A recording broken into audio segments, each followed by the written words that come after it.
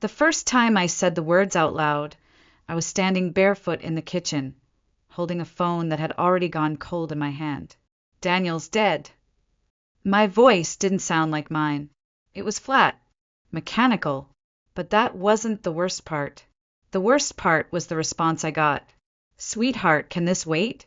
We're right in the middle of Amanda's birthday dinner. It was my mother's voice, calm and chipper, the clinking of wine glasses and distant laughter in the background. Amanda, my younger sister, had just turned 40. Apparently, there was a caterer, a signature cocktail, and a custom cake with edible gold flakes. My husband of 11 years had collapsed at his desk just an hour earlier, and my mother wanted me to wait until tomorrow. That night, I sat on the floor in Grace's room, holding my 8-year-old daughter against my chest as she finally drifted off to sleep. She didn't know yet. She thought Daddy had to work late. I didn't have the strength to tell her. Not then. Not after the silence from my family. Not after the way my father said, "You should probably call the insurance company first thing tomorrow." I couldn't sleep. My body ached, not just from the grief, but from holding everything together for a child who had already lost too much. At 3:14 a.m., I wandered into Daniel's home office. His coffee mug still sat on the desk, half full. The smell of him, cologne, leather, paper, still hung in the air. I touched his chair. It rolled slightly. I broke. There was a time when life had been so gentle, so beautifully ordinary. We met during our sophomore year at the University of Minnesota. I was flunking macroeconomics, and he was the charming TA who stayed after class to explain depreciation curves like they were poetry. He had this crooked smile and a quiet laugh that made you feel like you were the only person in the room.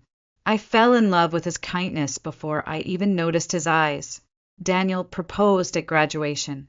He'd tucked the ring into the spine of my diploma. I said yes before he even asked.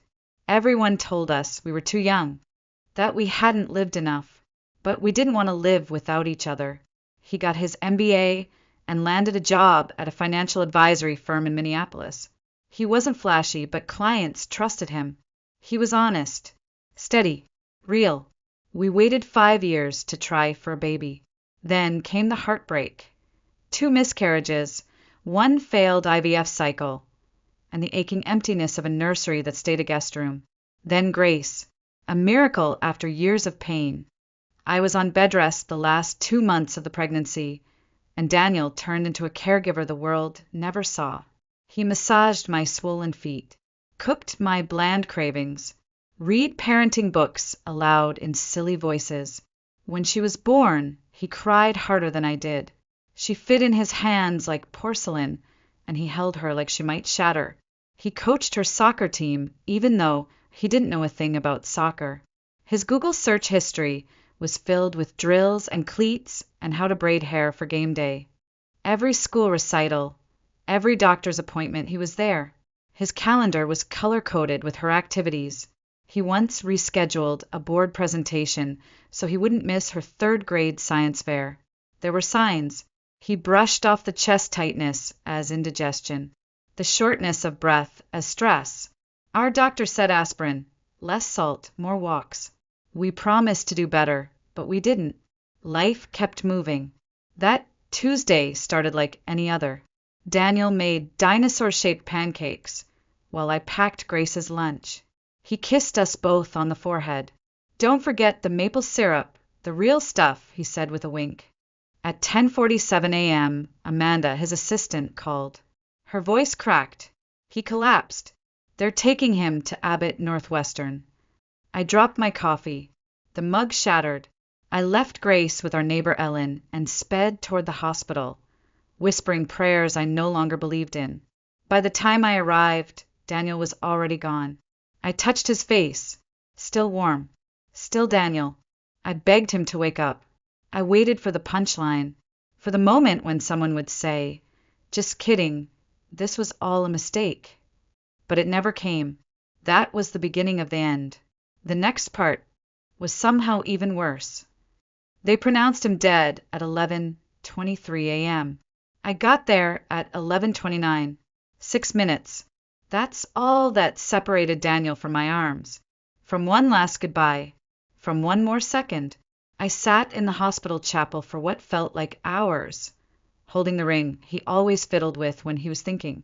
The world had gone on outside as if nothing had happened, as if my husband hadn't just vanished. The social worker gave me a checklist. Pick a funeral home, burial or cremation, flowers, obituary, music. None of it made sense. I was expected to function like a bride planning a wedding, except everything hurt. That evening, I picked Grace up from school. Her backpack bounced with every step as she ran to the car. She opened the door, climbed in, and asked, "Did Daddy get the syrup?" I pulled over before I even answered. I couldn't drive like this. I took her hand. "Grace," I said softly, "something really sad happened today." Her eyes narrowed, trying to decode my face. Daddy's heart got very sick. The doctors couldn't fix it. He died this morning. She blinked. Forever. I nodded. Her scream didn't sound human. She clung to me like she was drowning. "I want Daddy. Please, please get him back." All I could do was hold her and break with her. That night, Grace slept in our bed, wrapped in one of Daniel's t-shirts. I curled around her, silent sobs racking my body as she whimpered in her sleep. I needed my mom. I needed someone to be the adult. I called. She picked up after 5 rings, laughter in the background. "Rachel, can I call you back?" Amanda's cake just came out. I could barely get the words out. "Mom, Daniel's dead. He died this morning. His heart gave out." There was silence, then muffled speech. She came back on. "Oh my goodness, are you sure? Maybe it's a mistake." "I saw his body, Mom." "Well, this is quite a shock, but sweetheart, it's Amanda's 40th. We've got guests here from out of town. The caterer's still serving. Can you manage tonight? We'll come by tomorrow." I stood there, mouth open, phone still pressed to my ear long after the call ended. I called my father next. His first question wasn't, "How are you?" or "What can we do?" It was his life insurance up to date? I couldn't feel anything anymore. Numbness is its own kind of agony. The next few days were a blur. Grace had nightmares every night. I didn't sleep. I wrote the obituary at 2 a.m. between panic attacks. I chose the casket color by default. I picked the music Daniel hated least. No one helped. Not my family. My parents called once to ask what time the funeral was, and whether it would be the black kind or the colorful celebration kind. Amanda texted, "Sorry for your loss. Let me know if you need help with the playlist." The day of the funeral was bright. Blue skies, birds chirping like the world wasn't broken. Grace wore a blue dress. "Because Daddy said I look like a princess in blue," she whispered. I braided her hair, the way Daniel used to. I smiled through tears as I tucked the braid behind her ear. Kevin's colleagues came early, quiet in their grief. Some brought casseroles. Others brought tissues. All of them brought stories, silly little stories about Daniel's jokes, his obsession with spreadsheets, how he once talked a client out of an unnecessary loan just because it was the right thing to do. Grace listened to every word. My parents and Amanda arrived 20 minutes late. They made a minor scene, finding their seats in the front row. My mother hugged me with too much perfume. Traffic was terrible. Amanda couldn't find a dress that fit the occasion. I said nothing. During the service, Amanda kept checking her phone. My father kept looking at his watch. My mother dabbed at dry eyes like it was a performance. But Daniel's brother Aaron, he sat next to Grace and held her hand the entire time. His flight from Japan had landed just hours before the funeral, but he hadn't slept. His eyes were red. His hands trembled. When it was my turn to speak, I didn't think I could stand. But I saw Grace, brave, small Grace in her blue dress, and I stood. I talked about Daniel's stupid jokes, his war on cilantro, his obsession with real maple syrup. I talked about how he put family first, always. The irony of those words landed like a punch as I glanced at my parents already gathering their coats before the last song had even played. The reception was held at our home. My friends and Daniel's coworkers cleaned dishes, served food, played with Grace. My parents and Amanda sat like royalty on the couch, accepting condolences they didn't deserve. My father poured himself a second drink and said to Uncle James Daniel was doing well. Partner track. The insurance must be substantial.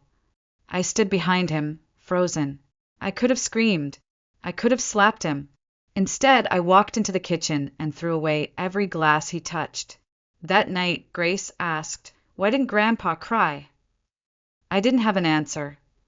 2 weeks after the funeral, just when I thought the worst was over, my parents showed up at my door. No call, no warning, just the sound of tires on gravel and my mother's shadow behind the frosted glass. I should have ignored it. I should have pretended Grace and I weren't home. But I was still that daughter, the one trained to be polite, to be accommodating, even to the people who'd abandoned me when I needed them most. I opened the door. "We were in the neighborhood," my mother said with a smile far too bright for a woman who'd just buried her son-in-law. My father gave me a firm nod. "Thought we'd check in. See how you and Grace are holding up." Grace was at school. I told them so. My mother responded, "Good. That gives us a chance to talk openly." That should have been the first red flag. But I was too tired, too cracked open to push back. I ushered them in, automatically slipping into host mode. I brewed coffee, set out mugs, placed napkins. I didn't owe them courtesy, but muscle memory is a powerful thing. They sat on the couch like they owned the place. My father inspected the new sound system Daniel had installed just a few weeks before he died. "Nice setup," he muttered, running a finger along the speakers. Daniel always had good taste. The past tense stung like vinegar on a wound. After 10 minutes of awkward small talk, school, work, my mother's book club, my father cleared his throat. It was the sound he always made before delivering a lecture. "Nora, we wanted to talk to you about your situation." My situation? Financially, my mother clarified, adjusting the hem of her cardigan. "Now that Daniel's gone." I blinked. "We're okay. Daniel planned well. He left everything in order." "That's what we wanted to discuss," my father said, leaning forward, his hand steepled like a corporate board member. "Your mother and I are getting older. Our retirement fund took a hit last quarter. Health care isn't cheap." I stared at them.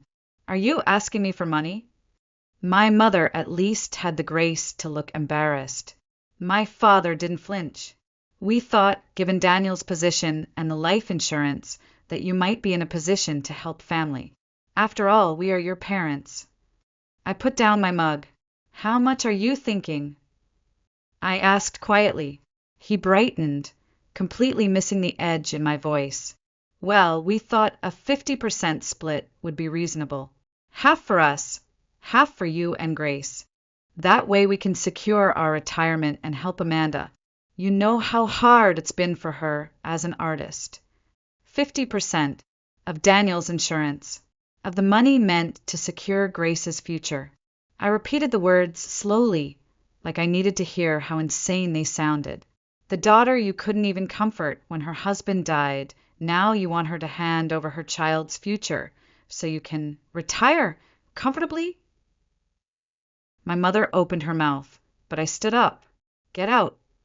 "Nora," my father began. "Out of my house," I said, my voice rising. "How dare you come here, pretending to care, just to get your hands on money Daniel left for Grace? How dare you?" My mother reached for my hand. "We raised you, Nora. We paid for your education. We helped with the down payment on your first house. It's only fair you give back."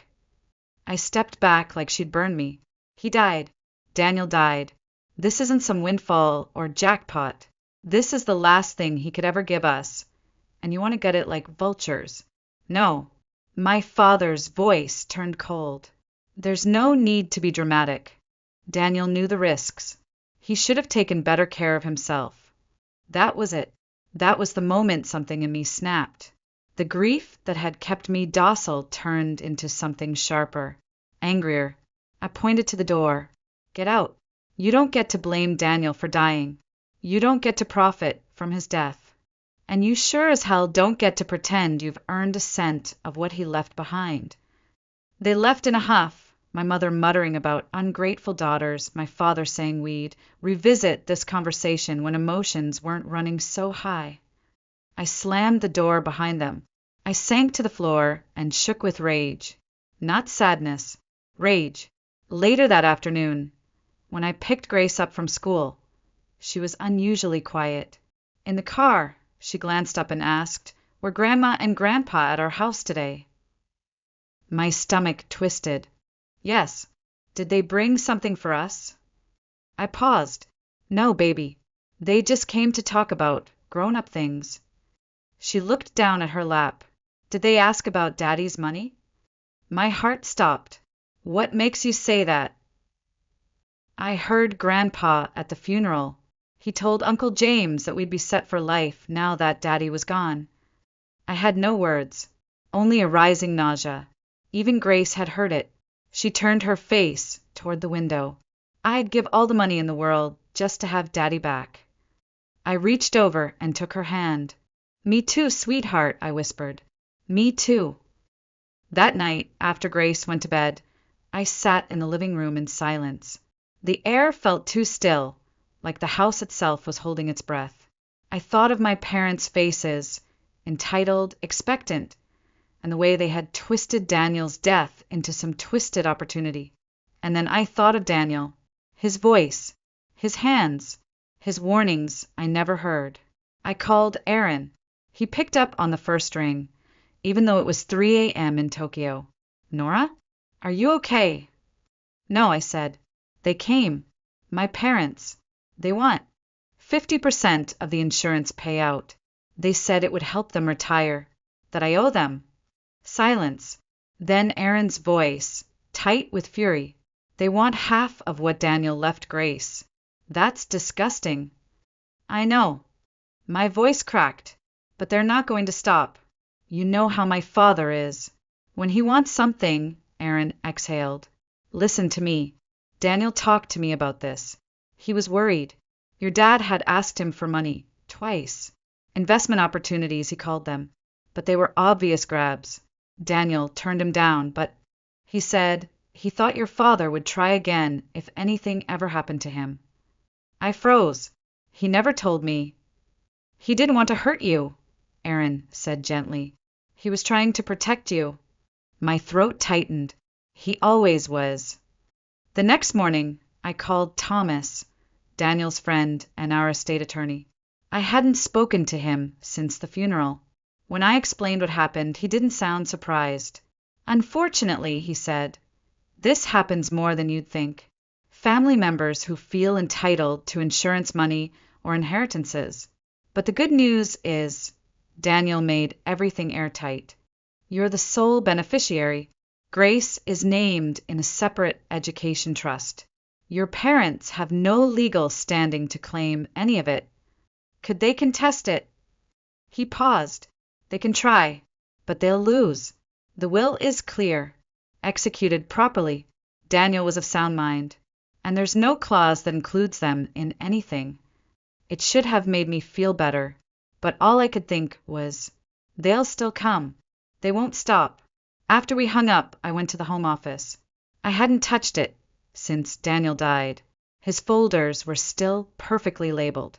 Finance, taxes, Grace's drawings tucked into file sleeves, his pens lined up in neat rows. I opened the bottom drawer of the filing cabinet, and there it was, a sealed envelope with my name on it. My heart stopped. Daniel's handwriting. I sat down on the floor and stared at it for a long time before opening it. Inside was a letter, dated 3 months ago. My dearest Nora, if you're reading this, it means the doctor's concerns were more serious than I let on. I didn't want to scare you. I'm sorry. I've updated the will and the insurance policies, just in case. Everything goes to you, with a protected trust for Grace's education and long-term care. I know you'll use it wisely. I know you'll live with purpose, even in pain. But there's something else you need to know. Your father has approached me multiple times under the guise of investment advice. It wasn't subtle. He expects access to our resources if anything happens to me. Please don't let that happen. Grace's future comes first. Always. I love you. You and Grace are everything. Whatever happens, know that I tried to shield you from as much as I could. And I'm still trying now. Daniel, the tears came hard and fast. My chest caved in on itself. He knew. He knew this would happen. And he tried to spare me from it. Even from the grave, Daniel was still fighting to protect me and Grace. Still putting up walls where I had none. I folded the letter carefully and placed it back in the envelope. Then I called Thomas again. There's a letter, I said, in Daniel's handwriting. It confirms everything. That's good, he replied. You don't need it legally, but emotionally it's powerful. He paused. You should bring it with you, if they try to pressure you again. Sometimes a dead man's voice is the only one they'll actually listen to. I looked over at the closed door to Grace's room. The soft hum of her white noise machine drifted through the hall. That little girl had already lost so much. I wasn't going to let them take anything else. The invitation came as a text from my father, like it was some kind of company meeting. Sunday, 2 p.m., family discussion. Bring Grace. No explanation, no apology, just a command. I almost deleted it, but something in me said, go. Not for them, not to negotiate, but to put a stop to whatever they were planning, once and for all. That morning, I dressed Grace in her favorite yellow sweater. She clutched a manila envelope to her chest like it was a shield. Can I bring this? She asked. It's something I've been working on. I hesitated. What is it? She smiled. Something Daddy taught me. As we drove to my parents' house, I rehearsed what I'd say. Calm, direct, no tears, no outbursts. I would not let them turn my grief into a transaction. When we arrived, their driveway was packed. I recognized the cars, Aunt Rita, Uncle James, my dad's brother Terry, and his wife Barbara. They'd turned this into a tribunal, a staged performance.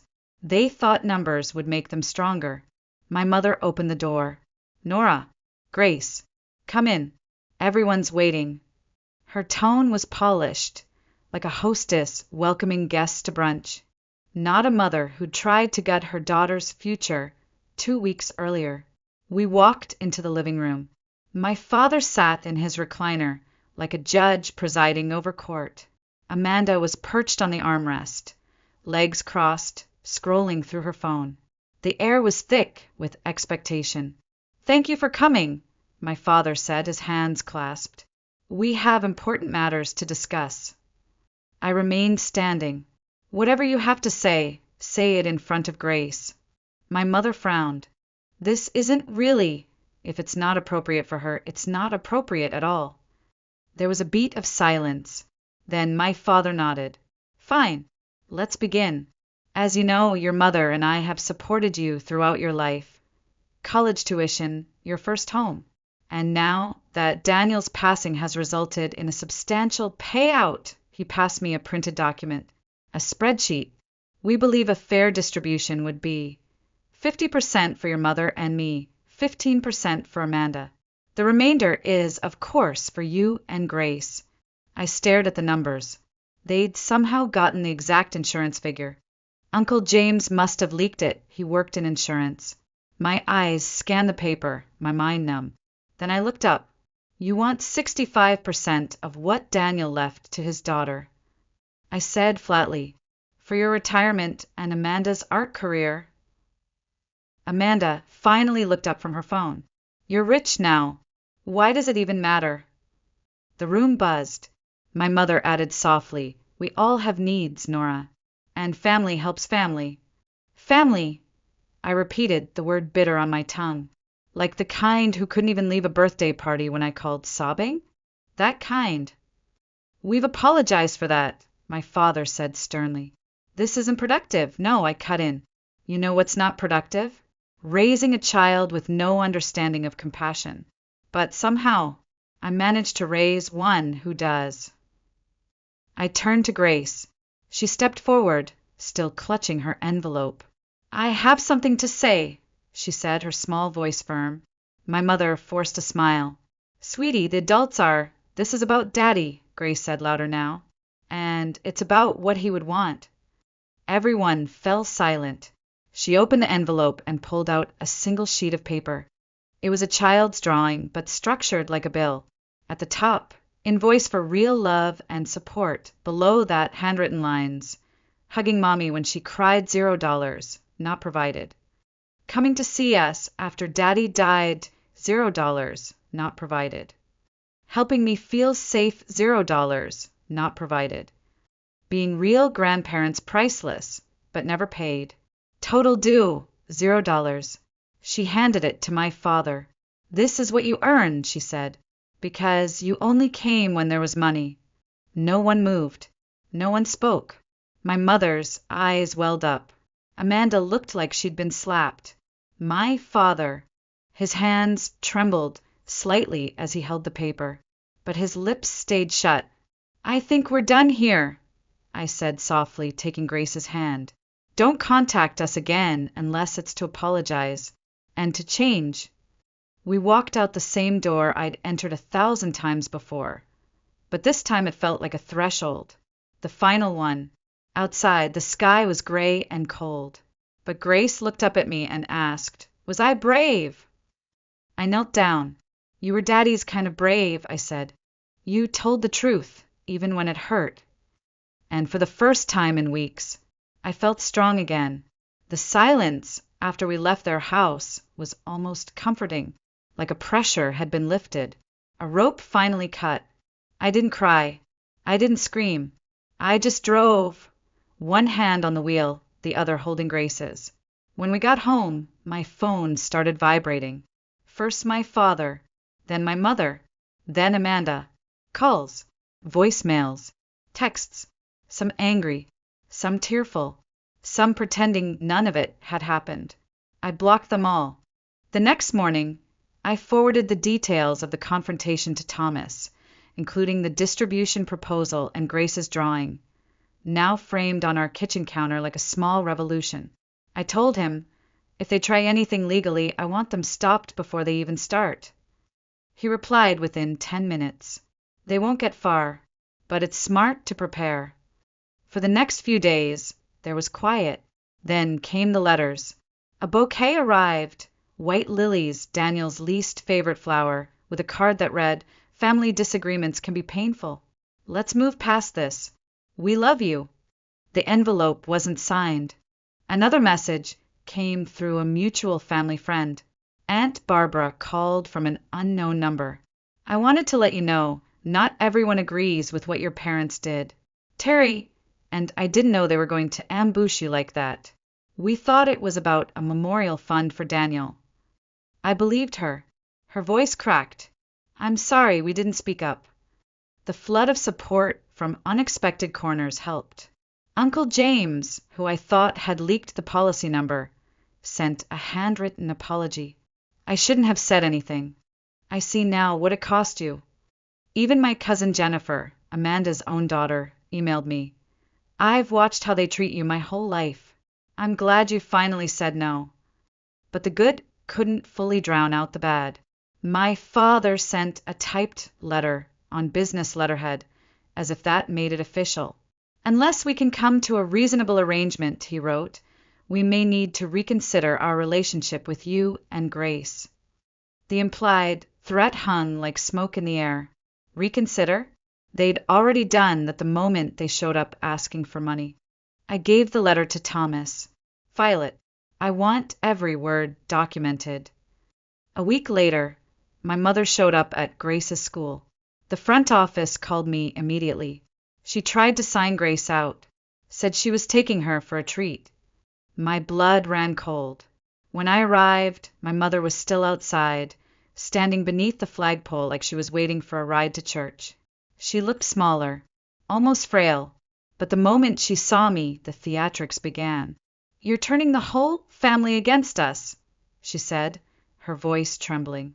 "No," I said quietly. "You did that yourself. You can't just cut us off. We're your parents." "I'm not cutting you off," I replied, my tone measured. "I'm asking you to respect our boundaries, to stop showing up where you're not wanted, to stop pretending this is about love when it's always been about control." Tears welled in her eyes. "But we're family." "No," I said. "Not anymore. Not like this." She reached for my arm. I stepped back. "This is your choice," I said. "You can be grandparents Grace feels safe with, or people she remembers as predators in nice clothing. But you don't get both." She didn't answer, just stood there, her hand hanging in midair as I walked away. That night, I held Grace a little longer than usual. She didn't ask about Grandma or Grandpa. She asked what kind of cookies Daniel liked best. I told her. We baked them together. Aaron called the next morning. "How are things?" "Calmer," I said. "But I know it's not over." He didn't deny it. "People like your father, they don't handle no well." "I know," I said. "But for the first time I don't care. He doesn't get to define what family means anymore." There was a pause on the line. Then Aaron said, "Daniel would be proud of you." I closed my eyes. "I think he already is."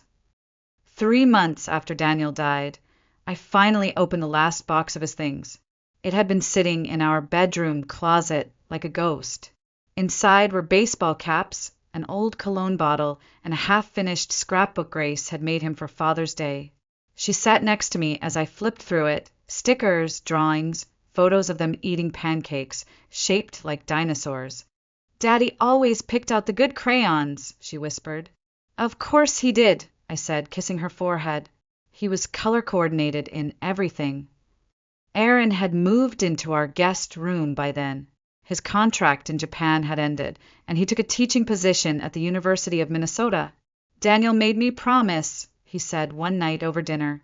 "When you were pregnant with Grace, he told me, if anything ever happens, you take care of them like they're yours." I intend to keep that promise. He did. He picked Grace up from school when I had late meetings, helped her with science projects, took her to chess club, never once tried to replace Daniel, but kept his presence alive in the most gentle, quiet ways. Kevin's, Daniel's, parents visited every few weeks. Diana taught Grace how to bake her dad's favorite molasses cookies. Robert built her a small raised garden in the backyard, just like Daniel had always talked about. This was family. Not perfect, but present, consistent, real. My parents didn't call. Not for a while. And I didn't reach out. Then, on what would have been our 13th wedding anniversary, I received a letter. Not typed. Not rehearsed. Just ink on a folded piece of note card. "Dear Nora and Grace, we've spent these last few months reflecting on our actions, on the pain we caused you. There's no excuse for how we behaved. We let fear and entitlement poison something sacred. We failed you, and we failed Daniel. We're not asking for forgiveness, only the chance to someday earn your trust again." Carol and Brad, I read it once, then twice. I didn't cry. I didn't smile. I just sat with it. Aaron found me on the porch that evening. "They wrote." I nodded. Different tone. "Yes. For once, it wasn't about money." "Do you believe them?" "I don't know," I said honestly. "But Grace deserves to know what accountability looks like, if it's real." We didn't respond right away. But a few weeks later, they sent Grace a birthday gift. A beginner astronomy kit and a book on constellations. For the first time ever, it wasn't pink, sparkly, or generic. It was something she actually loved. "Can we see them?" she asked one night. "Maybe just for ice cream." So we did. We met at her favorite shop. I laid out the rules. No mention of the past. No gifts over $30. No taking her anywhere without me present. They agreed. The visit was awkward, but they asked questions about her drawings, listened when she spoke, didn't talk over her. When we left, Grace whispered, "They're trying." I said. "Trying doesn't erase what happened, but it matters." Over the following months, we allowed short visits in public places. They didn't push. They didn't cross lines. I still didn't trust them fully, but I didn't have to. Trust wasn't given all at once. It was earned back, one uneventful encounter at a time. At the 1-year mark of Daniel's death, we held a small memorial in our backyard. Barbecue, music, photos strung on twine, stories, laughter. Grace gave a speech, short and clear. My daddy loved real syrup, funny socks, and being a good person. We miss him, but we're doing okay. We're strong, like him. My parents were there. They sat in the back, quiet, respectful. They didn't make it about them. That was enough. After the service, my mother approached me, her hands clasped like she was holding something fragile. "We've been going to therapy," she said, "trying to understand not just what we did after Daniel died, but everything we ignored before." I didn't answer. I just nodded. Some things don't need words, just time. A few months later, Aaron helped me launch a nonprofit in Daniel's name, offering free financial literacy courses for young families and single mothers. Grace helped design the logo. It wasn't just a project. It was a legacy. And on the second anniversary of his passing, Grace and I sat by the lake, watching the sun go down. She skipped a stone and said, "I think the envelope I gave Grandpa helped them." "Why do you think that?" "Because now they listen." She rested her head on my shoulder. "I miss him, Mom." "I know, sweetheart. Me too. Every day." But this time the ache didn't feel empty. It felt like a thread, connecting us, anchoring us, not to the past, but to each other, to who we are now, to who we choose to be, to the family we build, one choice at a time.